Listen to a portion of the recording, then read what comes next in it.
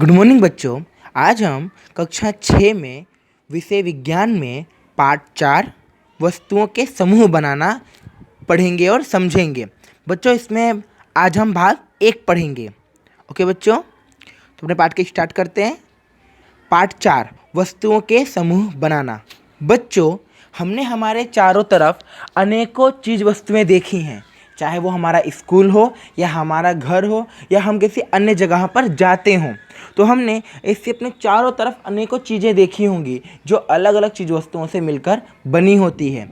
अभी तो हम स्कूल नहीं पर हम घर बैठे हैं, तो घर में भी हमें अनेकों चीज़ वस्तुएं देखने को मिलती हैं, जैसे किचन के सामान, टीवी, रिमोट, अपने बिस्तर, कंप्यूटर, लैपटॉप, मोबाइल का चार्जर, ईयरफोन और भी बहुत सारी चीज़ें। तो हमें क्या करना है बच्चों कि इन वस्तुओं का एक समूह बनाना है, जो कि पाठ का नाम ही है कि वस्तुओं के समूह बनाना। तो बच्चों हमें क्या करना है, इन सभी चीज़ों का एक समूह बनाना है। जैसा कि आप लोग देख रहे हैं कि यहाँ पर कुछ वस्तुओं का समूह बनाया गया है, जिसमें ताला, एक डॉल, कांची गिलास, पकड़, कपड़े, कंपास बॉक्स, एक मोबाइल, लंगड़ा प्रकार, कैसेट और भी अन्य चीज़ें दी गई हैं। अब हमें क्या करना है, इन सभी चीज़ों को देखना है और ये समझना है कि यह सब चीज़ें किन किन वस्तुओं से बनी है। तो बच्चों इसके लिए हमें क्या करेंगे, क्रियाकलाप करेंगे। समझ में आ रहा है बच्चों? अब हम क्या करेंगे, क्रियाकलाप करेंगे। क्रियाकलाप में हमें क्या करना है बच्चों कि जो भी चीज़ वस्तु हमने जमा की है, उन सभी चीज़ वस्तुओं का हमें क्या करना है, वर्गीकरण करना है। वर्गीकरण अर्थात अलग अलग करना है। जैसे कि चमड़े के बने हुए सामान अलग करना है, लकड़ी के बने हुए सामानों को अलग करना है, प्लास्टिक के बने हुए सामानों को अलग करना है और धातुओं के बने हुए सामान को हमें अलग करना है। जब बच्चों अभी हम क्रियाकलाप करेंगे तो हम यह देखेंगे कि जो भी हमारे खाने बनाने की चीज़ वस्तुएं हैं, जैसे तपेला, कुकर, सणसी, चम्मच, बेलन, कलछुल, ये सभी चीज़ें अलग अलग पदार्थों से बनी हैं। जिसमें हम खाना पकाते हैं वह धातुओं से बनी होती है, जैसे एल्यूमिनियम, स्टील, जस्ता आदि बच्चों। और जिससे हम खाना बनाने की प्रक्रिया करते हैं, जैसे कि हम रोटी बेलते हैं, तो हम बेलन और चौके पर रोटी बेलते हैं, जो किसकी बनी होती है, लकड़ी की बनी होती है। ओके बच्चों। सिलेंडर किसका बना होता है बच्चों, लोहे जैसी धातु का बना होता है। समझ में आ रहा है? तो इस प्रकार से हमें चीज़ वस्तुओं को अलग अलग करना है। तो बच्चों हमारा क्रियाकलाप एक यही था कि हमें वस्तुओं को अलग अलग करना है, ये कौन सी वस्तु किस धातु से बनी होती है।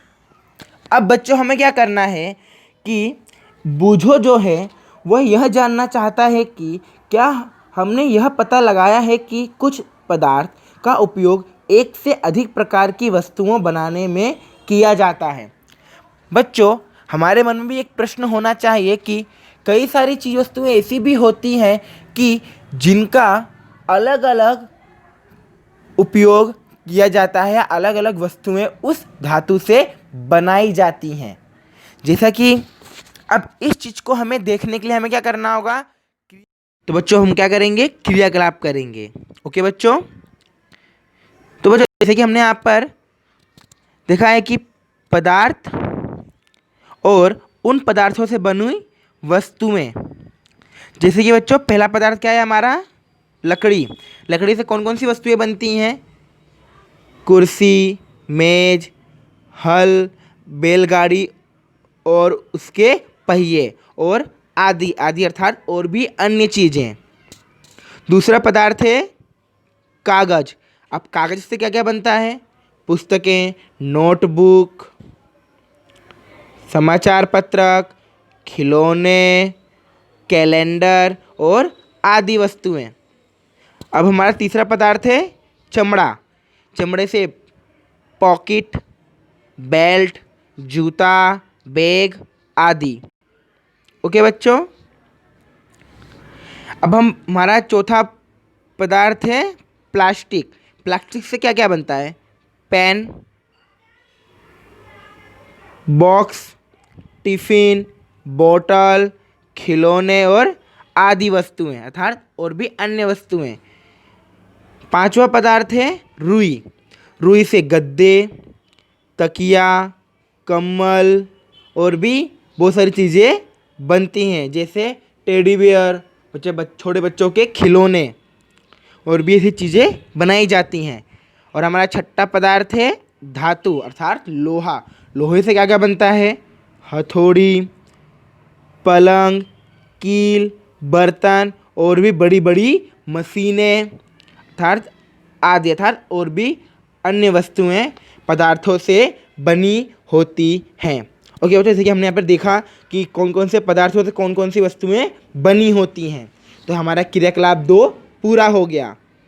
अब हम आगे बढ़ते हैं। पदार्थों के गुण अर्थात कौन से पदार्थ में क्या गुण होते हैं। ओके बच्चों, तो चलो हम एक उदाहरण लेते हैं कि क्या आपने कभी यह जानने का प्रयास किया है कि गिलास कपड़े का क्यों नहीं बनाया जाता? अर्थात कि जो गिलास होती है जिसमें हम पानी पीते हैं वो कपड़े और कागज़ का क्यों नहीं बनाया जाता? कभी आपने सोचा? उसका कारण यह है बच्चों कि कपड़े और कागज़ में यह गुण नहीं होते कि वह पानी को रोक सके। जैसा कि आपको यहाँ पर चित्र दिखाई दे रहा है कि यह बच्ची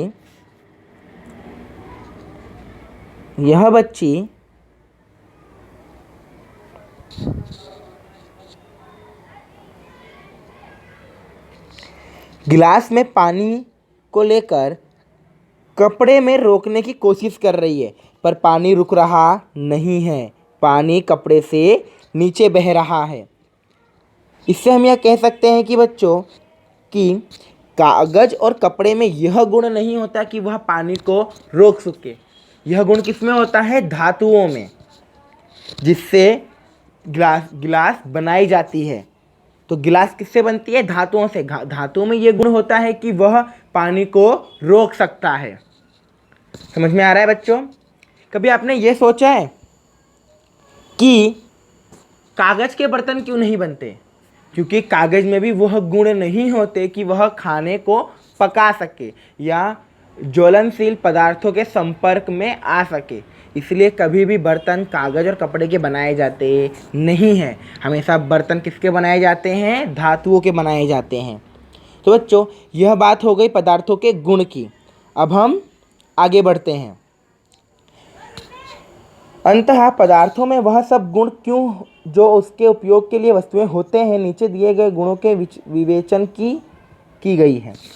अर्थात बच्चों, अब हम यह जानेंगे कि दिखावट अर्थात कि कौन सा पदार्थ कैसा दिखने में होता है। समझ में आ रहा है बच्चों? जैसा कि अगर हम टॉपिक पढ़ें तो पदार्थ प्रायतः एक दूसरे से भिन्न दिखाई देते हैं। आपने देखा होगा कि लोहा, तांबा, लकड़ी, सोना, चांदी, ये सभी पदार्थ या सभी धातुएं एक दूसरे से अलग दिखाई देती हैं। लकड़ी लोहे से बिल्कुल भिन्न दिखाई देती है। लोहा तांबे से अथवा एल्यूमिनियम से भी भिन्न दिखाई देता है, परंतु फिर भी लोहे, तांबे तथा एल्यूमिनियम के कुछ समानताएं हो सकती हैं जो लकड़ी में नहीं पाई जाती। अर्थात बच्चों कि जो पदार्थ अलग अलग दिखते हैं, पर उन पदार्थों में भी कुछ गुण ऐसे होते हैं जो एक जैसे होते हैं और कुछ के अलग होते हैं। जैसे कि लकड़ी पदार्थ है, पर उसकी दिखावट और उसके गुण धातुओं की अपेक्षा अलग है। जैसे कि बर्तन धातुओं के बनाए जाते हैं, परंतु बर्तन कभी भी लकड़ी के बनाए जाते नहीं हैं, क्योंकि आग के सामने लकड़ियाँ जल जाती हैं और धातुएं नहीं जलती। ओके बच्चों, तो हम चलो इसका एक उदाहरण देख लेते हैं। जैसा कि बच्चों आप लोग यहाँ पर देख रहे हैं, सोना, चांदी, स्टील, तांबा और पीतल, यह सभी वस्तुएं अलग अलग हैं और दिखाई भी अलग अलग देती हैं, परंतु कुछ समानताएं इन वस्तुओं में होती है। जैसे कि बच्चों स्टील के बर्तन बनते हैं, ओके, तांबे के भी बर्तन बनते हैं। तो दोनों में समानता हो गई कि स्टील के भी बर्तन बनाए जाते हैं और तांबे के भी बर्तन बनाए जाते हैं।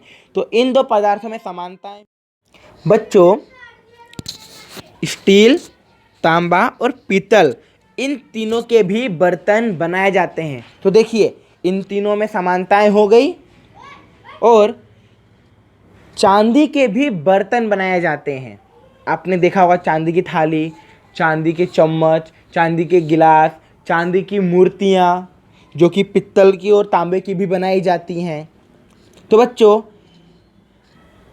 देखिए स्टील, तांबा और पीतल में भी एक समानता है कि तीनों पदार्थ के बर्तन बनते हैं और चांदी, तांबा और पीतल के भी बर्तन बनते हैं और मूर्तियाँ भी, ठीक है।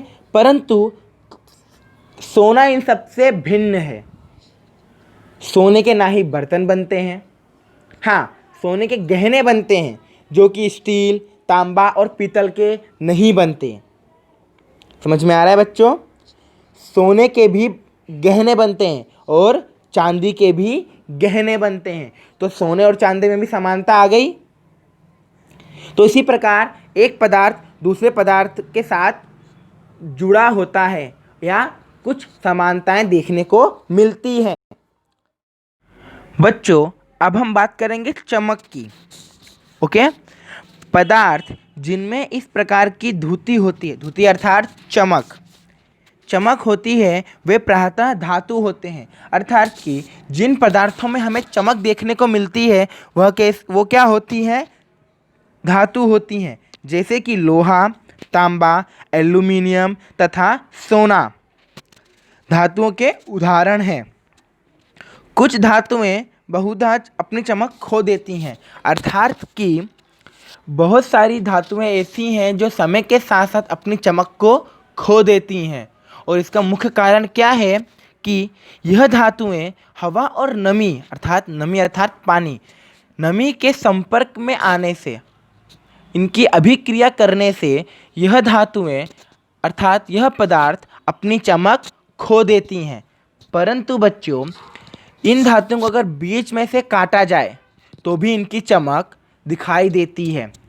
अगर हम किसी भी धातु को बीच में से काटते हैं तो कटे हुए भाग पर हमें इस पदार्थ की चमक दिखाई देती है। उदाहरण स्वरूप जैसे कि अगर हम तांबे के तार को काटें तो कटे हुए भाग पर हमें तांबे की चमक दिखाई देती है। ओके बच्चों, तो अगर आप इसी प्रकार अगर आप किसी लोहार अथवा वर्कशॉप अथवा किसी की दुकान पर जाएं तो आप वहाँ देखेंगे कि वे लोग अलग अलग धातुओं को काट कर रखते हैं चीज़ वस्तुएं बनाने के लिए। तो आप देखेंगे कि कटे हुए भाग पर आपको चमक दिखाई देती है। ओके बच्चों, तो ये बात हुई धातुओं और पदार्थों के चमक की। तो बच्चों हमारा वीडियो यहीं समाप्त होता है।